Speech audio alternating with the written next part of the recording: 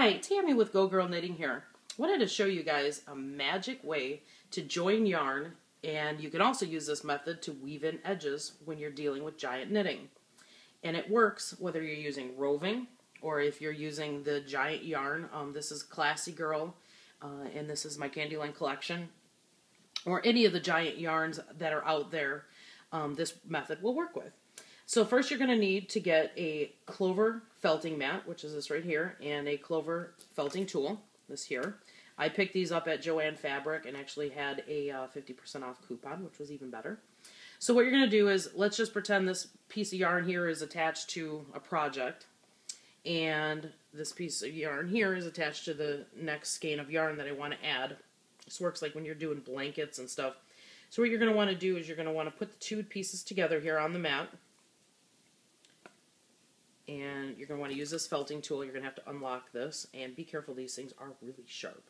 And you're just going to move, watch your fingers, and you're going to just move up and down the strand, the two strands of yarn here. And what this is actually doing is felting them together. It's pulling the natural fibers, interlocking them. And you're going to continue to do that, and then every so often, just flip it over, do it in a different direction. Keep flipping it around. Again, just keep watching your fingers here. And this is going to naturally put the fibers together here so that you don't have to knot them and have this big, giant, bulky knot.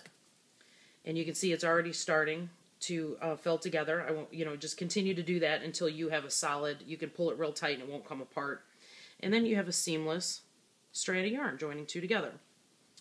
And this also works with roving, in the same process here.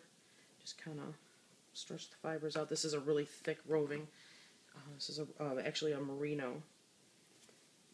And overlap the two. And again, just start your felting process. And you're going to just continue to do this. Now with the roving, it's going to take a little bit longer. Watch your fingers. You just continue to do this. You'll see the fibers start joining together here. Just keep twisting it and felting it, and you'll continue to do that process until again you pull it and it doesn't come apart like that. But I don't want to waste your time with that here. So this works out great, like I said, to join yarn together, and also when you're finishing a project, if you want to weave in those ends, especially with either the giant yarn or the roving, what you'll do is you'll just you'll weave in your end like you normally do with a project. I'm just pretending here, and then over your mat here, you'll just weave in the edges.